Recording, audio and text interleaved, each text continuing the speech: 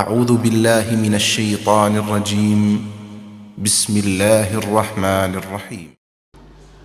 والعاقبة للمتقين ولا عدوان إلا على الظالمين ثم الصلاة والسلام على أشرف الأنبياء والمرسلين نبينا محمد وعلى آله الطيبين الطاهرين بل مهمني صلاة مت نلاو كبونكت diwano sawarro kale wajja kutumba bonkete la burom wajja ka wi kuna mbangare nu cila ma cha bola wuju wonoro kame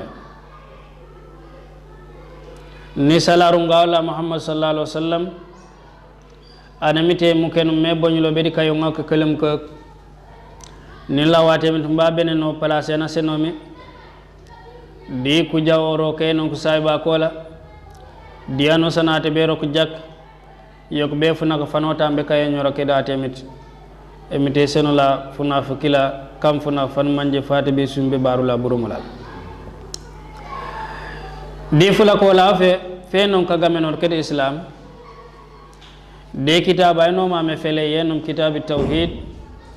li sheikh muhammad ibn abdul wahhab rahimahullah e kitaba ita man jaamak di muhammad saudiya kono sheikh muhammad ibn abdul wahhab rahimahullah emite bonketo meti alebo manaronga kitab tawhid yonam anaw warno ngar yuteya usena temit wana jojendi hadis e kitabawe yona wan manje wakkanem anaw ma islamiyya dine yeju diwan manje nano sana muslima kanewo wujawjuk pa kajin dine la letanam de ko muslima wana jojenya tate furu ko muslima mu ku fosulorwo manku manjom ku kanko muslima kay islamé le to be ju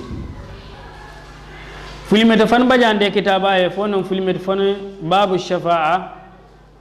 sadis asar babu sadis asar babu shafa'a fulimete fakam butinkendi kon di fula ko la fe fayno fana fula ko kon bu tinkendi fokon di rewo di filmet fon bu tinkendi fokon fokonem babu shafa'a yonom ko kotulok fana fati yawm al-qiyama ula tu le baj anan manje broka bola bote be ka manno kenar jana med rasul sallallahu alaihi wasallam fana fike nare ko sayba ko la manani le baj o kon di ula anu manje funa fati yawm al-qiyama buroka bola bajaka bobotum be kane bo cebo botum be kane mano kenar jana ko shayba adi ko no wala anta apo doro ayemite bonyilom nane inje tuduro illa an yataghammadi allah bi rahmati manta atemit angarja fu bonketa fola ma gubenon difo mo kiri pe ngoni pak mino kenar jana motora gala mamak uju ko raja meti aw mu poye salawata son futoke wa huwa mak baro man met wa wi kun tak mburede sikila keso pinor muroko broka bu cena bajaka tikemba ngon emite jiker di broka rabia bajaka me bonketi me ngar fu bonkata folia me gubeni me bonketi wajakta me sena arjana ona ja ano buraka bola bajaka bu ngon bukano mano ken arjana yeyi sen meti wa no roka kojide emite dibbe te biya te be ka jiker di siwono rosiya te be jiker mu roke nya jak buraka biya bajaka mu kane nya bo mu poye nya salwada sono futoke gile nga jede balata dirinjat nu namor di kana kan manje ko sungasu o bajja waf nu puren saday aw mu sukene kawoga kiya aw mu kanare arega malegen emite wud do to mbeka jikera di kene dan manje jakaj emite wud yo to mbeka jikera fna fati yawmal qiyama me bonketi de ngara lebde arjana mo kane babaji wan kuregen ka kotlok fna fati yawmal qiyama ka kotloke kenum ka to ngandak rasul sallallahu alaihi wasallam be kanko nokor jawla jaw sahih muslim hadith abi huraira rasul sallallahu alaihi wasallam na fana fati yawmal qiyamah bukana be jum yok bukana tuku yajen e jume wuju bukara duku tey bi bar nu adam alayhi salam diko na aw adama aw no mami kela to ngandaw uli tudi aw di purlo uli tuku nyole wuju ko jabu gara bo uli jondio law emite yono mukotulo li demite me eting bagama katum be kanu kana kar jana ko jaw katum be kanu kana samna ko jaw bu galam kele kele duli awan manje atemita tuki di kanyana ko wala nano keni de arjana na seni wano sam burum da arjana law atemit ma bonke dele adama nani wajjire nyammo njeno butuk ma buto ngandab banate mita tukun di kanyana ko wala na seno marjana na kanun da arjana ma seno wano sono burum kanti ja atemit na firen bu bor boko ni ngonti so foro inje jata nya fuko nende ka wonor fuko fumbo nende ka wonor i wonor ta kende kanti ja fuko fumbo adem tananya jat funya fola man furinya eno bajur funak fan manje atemis mumus rio yokuring jat inje ikant anan manje angon nalof atemiti jat mbalawo jijaw be barana kena kantinje inje fuko nende ka wonor jigera adam alayhi salam an manja bo nyatamiti nan fuko nende ka wonor bukana dukulan kutey be bar nu alayhi salam diko na ona mo bonya tongan lawul atemiti ma bonkotel bugala bu kele kele be barule mating bagama kuno kana kata jena ku jaw kuno kana ka samnas ku jaw bugala bu kala kala nuh nani wajira ga nyammo njena ma bonya atongan njella law atemit nambu kana kumbo kullatum karibe bolen ka bumbo ma atemit abuji dibule buta bole ban kullakome atemit tananya jad funya fola furidi bajir funa famu seriyo yokuring jad nje fuko nende ka wono di jawbe de anaken akan tinje tike mo bala watemti kana kute bedi Musa oponare gi foko no manani nje baba jana kete di kanyenom adem tananya jat mario nya musturiyo mo nje fuko nende ka wono di jawbe de anaken akan tinje kute be ba Ibrahim ko no anom aw Ibrahim an manjate min nasafi sofmeti aw ana an manje ajake woli ko di bugal boleli wujukol mom bukelam lawla tamit magam ating bagama ko jake tarjana ko jaw ko jake samnas ko jaw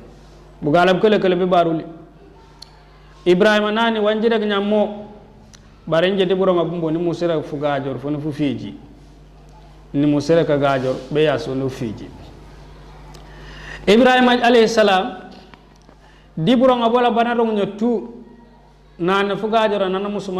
musara benya fiji bam ket muwarrikh al muwarrikhin ku safela ket tarikh ku yise semeti Ibrahim najeje ka bashi mi sona bakan ku bashi jando be bajeta nyila nana baj manyila nala ku nyila nala narong simit saju fe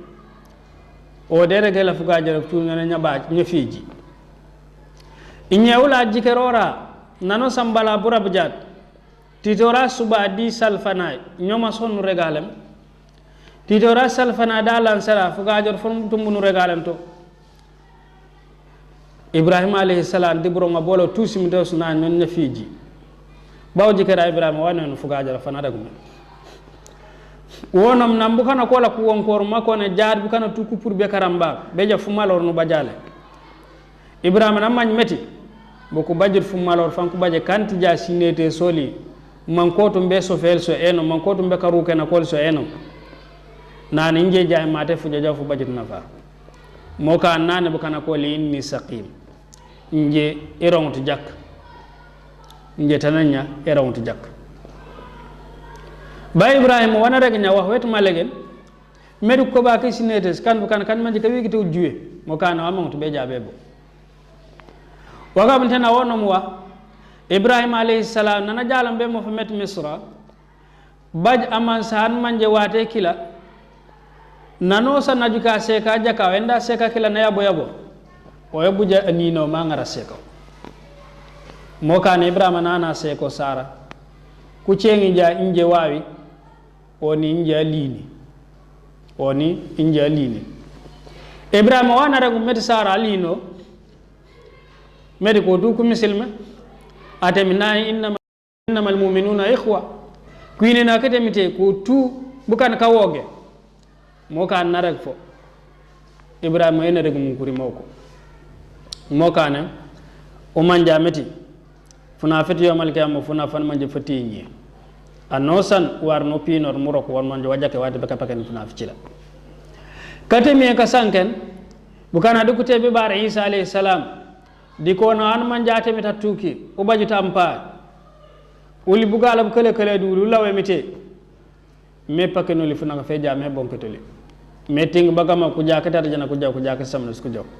isa nani wanjireg nyammo barenje jata ne nyafuko ne ndika wonor nje kanta nan manja ngon na lawa emite di jawbe di muhammad sallallahu alaihi wasallam manja jirego nan sambu kana ku jala be rasul sallallahu alaihi wasallam rasul nane ana laha nje kile ka kotlo ke ja nje chiko rasul sallallahu alaihi wasallam pu mujuka di hadise fakile najo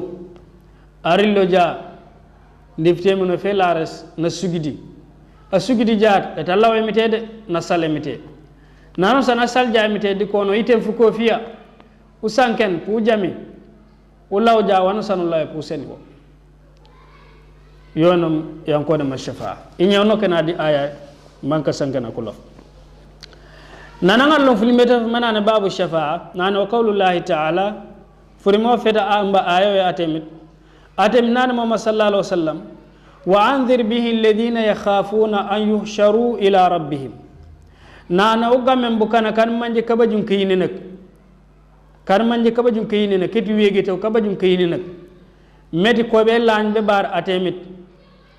uregi manoni laysa lahum min dunihi waliyun wala shafi' kumañ meti le kubaj arambena le kubaj asofora funa fet yomal qiyamah le kubaj popa kotulade la'allahum yattaqun uregi frima feti kemo ko kolim ko jaw facile man ko rako jak rebu kana keti wege taw kan manje kabajun kayini nak med ko be lambe bar atemit regi funa feti yomal qiyamah nanu sanate mit ayiteni le kubaj asofora le kubaj arambena le kubaj akotula woto ano san ba pinor maro ko wajak to nakato balim la'allahum uregi jakuri mako yattakun bukan kan manje ka kulli ko te beja fucile adem nalana arek di aya suratu zumar be ka seten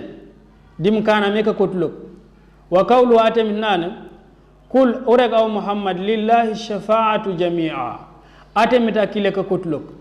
yono ka kotulok tubi bar atem kom atem be ka jiker asumma kila nano ulla wanjat met ande pi katobo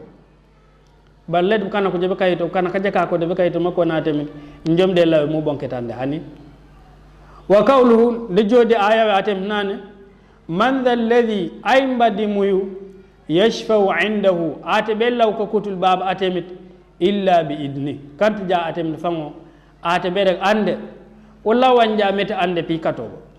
ulla wanja met ande pi bonketo bare kant jamo rasul sallallahu alaihi wasallam abayt sembe be kayto manane ko min law atem ma bonketande ku kena ko mo barate mi taate bede ko meti ulla wanja met be kana kepi bonketi ulla wanja met ande pi katobo buka ko katumbe ka kutlo ke kana funa fati yomal qiyamah ko mo mukana atem nane man dhal ladhi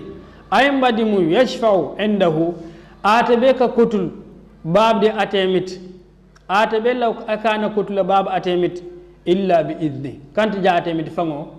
o atabe ana ande walla wanjat meta ande pi katobo wa qawluhu nanguru di aya we kay sunala meti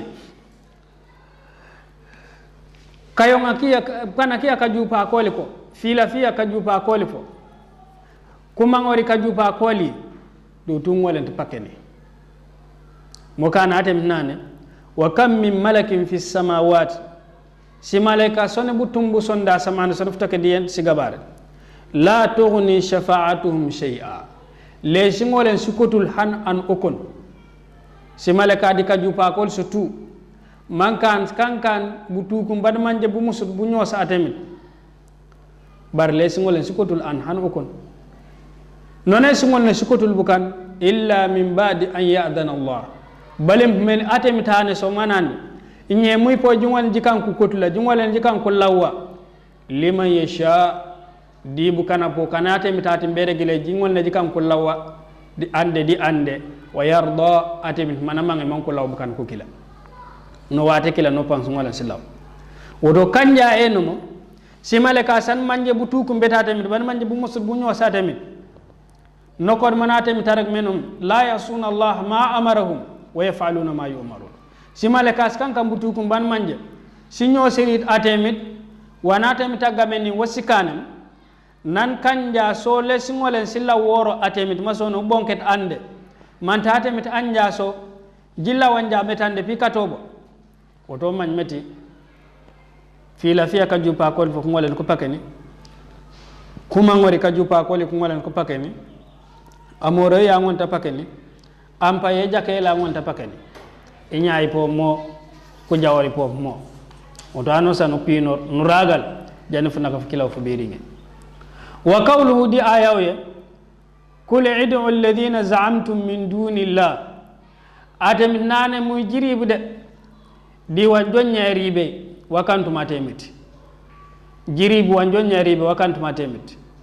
jisofu wa jonya sofu wakanta atemiti la yamlikuna mithqala dharratin fi samawati wala fil ard wano san jote kariben wakanta atemit wanjiri ben nya uru kuma uru ke dimuyu jiman meti eyembe mo fam meti ele to ngonno jone o ano san ji fi me meti an amak jono funa ka jone no eyembe to mo fam yekon mante pa ngon na jone an wano san jiru kene waji sofi wa fu amak dimuyu jilla wa hukila hane yembe mo fam yekon ya fam meti ele to ngonno jone ledi asamane ledi yentamira wama lahum fihima min shirkin adam nana samana sono futaka diyen disigabare diyen tamara en futaka disigabare udu tu baytu wa wan manje wana more ndemite baytu wa wondo wana more ndemite man emite ngon neka wane mangme bar udu tubu tukum beta atem wama lahu minhum min dhahir atem tabay tarambena da samane abay tarambena diyen tamara udu tubu tukum beta atemit ona man san manja anyesot karamben butuk mob tub nyesen karamben watiano sambe barakila wala tanfa'u shafa'atu indahu nane kulawo kumbaka kutulak le kungolan kunafa an baba atemit illa liman adina lahu man tana temitara gumeti aw ngonno kana kutula moka nano san warno man meti begde biya buwan buju tak mungar wasayo sen ko pale bukan man apale ana ani funa fet yomal qiyamah njebi pakedi funa fet yomal qiyamah njete be sen arjana ana kila ujumeno manono funa ko funak ni mom mamuram benam e manet e fuboda fete mana bartike do panjupo funa ko funak no jawma onon dalasi funa ko funak asen jajar kajon kajimu na fu jalam panan kulle go ke ko jupo o tangon to mawoni duniye dalasi yekon e godi yekon o mamet funa fati yawmal qiyama wa monta sen arjana o to kana to bigitula mum tak mumman be kana amor di ku joj kaju pe kat ku muslima kan manje ko ne ko ku muslime kon le ku sali wa kan le ku sali amoroli pambaseni arjana nyemu kan panku yolo ka sala buka ak le ku sung wa kan le ku sung amoro ku baje atum be ka pakeni lafna fatimul qiyamah buka ak mukiliya mano sama ko mangu panku gor wakan ko be gor amoro ku baje atum be ka pakeni lafna fatimul qiyamah do tu kankan kurim ket ka buntor kanka o hedbir buleput metatem nan wala tanfa'u shafa'a indahu le baj an manjate be kana kutula bab atemit illa liman adina lahu manta anate mitamam mbaka na kutula mbaka na alawa nyani amora o jikim maw sof nya meto an amak mante baba mite pomo o manjut maw sof nya meto an amak kanja bare mite mo o bo an amak mante mite beseno fu juma fu mo pa kana kutla do to bayit wasetito emite seno jama kana kutla mante mite pere go mambal akutul aw mbana law emite mete aw me bonkati do tu kantu wa hon manje wasete mo kane udu tuwa hon manje wet e ko simite sona sigaba anaju me mana jamuro mbate be kapakenom mba jampo mana jake mba nyaaya mana jake mba moro mba na jake wate be kapakenom du tu kanka o het bulle put wate be kapakenan qala abu abbas nafa allah amma siwahu kullu ma yata'allaqu bihi mushrikun nana atemi nakeso kesor wano san wan manje wakanta kala atemit wan kuko ba kay sinete ko sofe me woton ka pakeni lak fa nafa an yakuna li ghayrihi milk aw qist minhu atem nakesor e seno la meti baytu wa wan manje on wala ne waf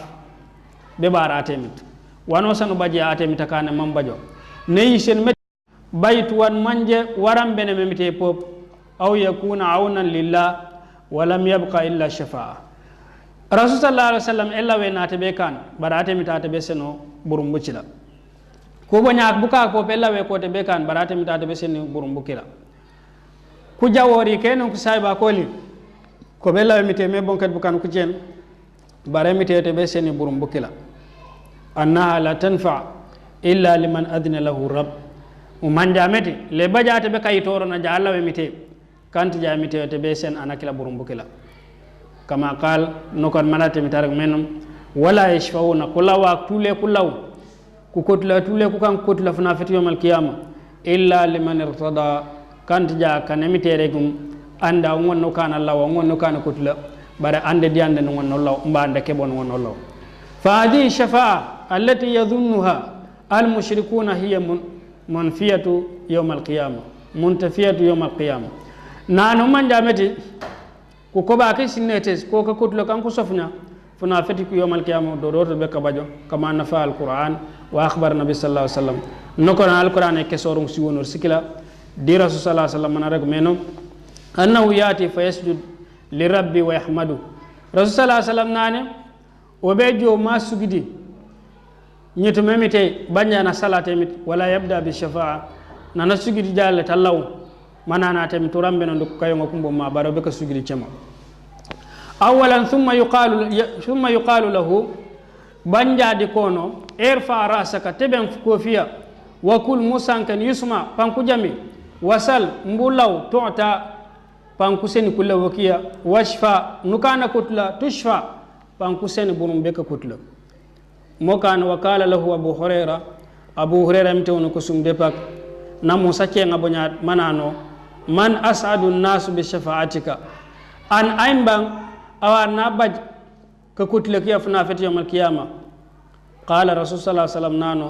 man qala la ilaha illa allah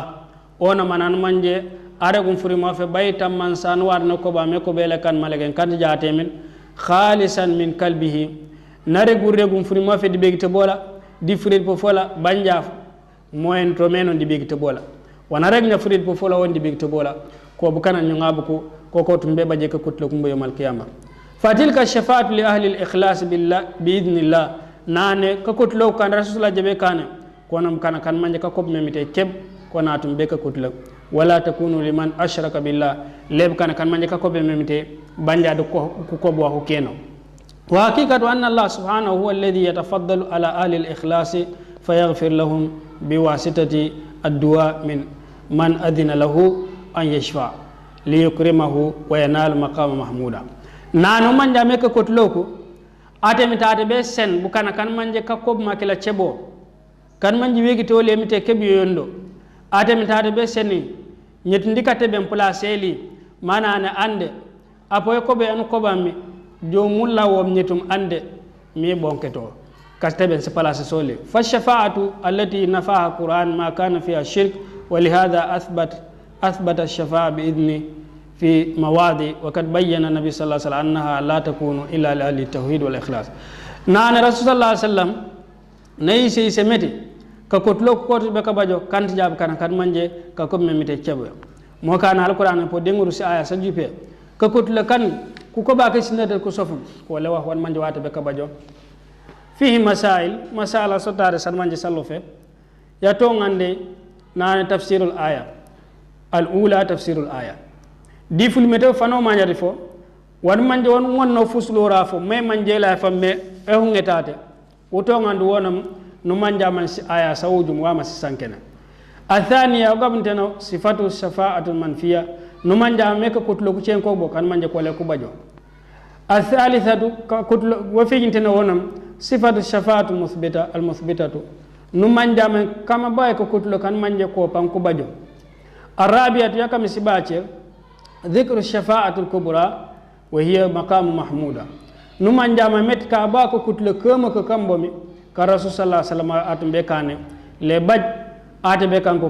كانت جاء رسول الله صلى الله عليه وسلم الخامسة يكن فتوك صفة ما يفعله صلى الله عليه وسلم أنه لا يبدأ بالشفاعة بل يسجد فإذا أذن له شفاعة نلو لا لو متى أمر صلى الله عليه وسلم ننسى جالو جار ما سجدي أتبه لا ومتى ويسلمتى بين كونومي إني إتم فكوفيا موسى كان وانوت بك سانكنا بوجامي وانوت بلاوي بوسنيو nu sen burum po mukana kutla no kiti wada kala no atum bella we ka kutla asadi sad yakam to ke dio kon man asadu nas biha no manjama meti katum be baje burungabe katum be baje ka kutlo ka kan rasulatum be ka kutlo di ku banya ku cena di ku jawara ku cena di kana ka jaka ko no kana kan manje ka ko memete kebyo asabiat yakam to ke disga bare anna la takunu liman ashraka billah kako be memite banjado ko bo ko ken ko ko to be baj ka kutloke athaminatu yelum kay bayanu haqiqataha no manja ma met ka kutlo wa wan manje ko baje inyame de bangano lawbe tata no tala bere be bangano la bu ken njomde lawa temit ba bonkete la wan soro kala wajakut njomde lawa seno la fi fa bake na seno la bu yej bajake na seno la kinen keringe na seno la manje hunge na seno la fi fa bak na seno la ju na fella mbona fora na farak muslima burum ati wala ne no basande ka sofora la kamitero me chamu majake de burum be dunya burum be yawmal qiyamah e seno fi fa bak e seno ju e felo na fora na farak muslima subhanaka allahumma bihamdik ashhadu an la ilaha illa anta astaghfiruka wa atubu ilayk wassalamu alaikum wa rahmatullahi wa barakatuh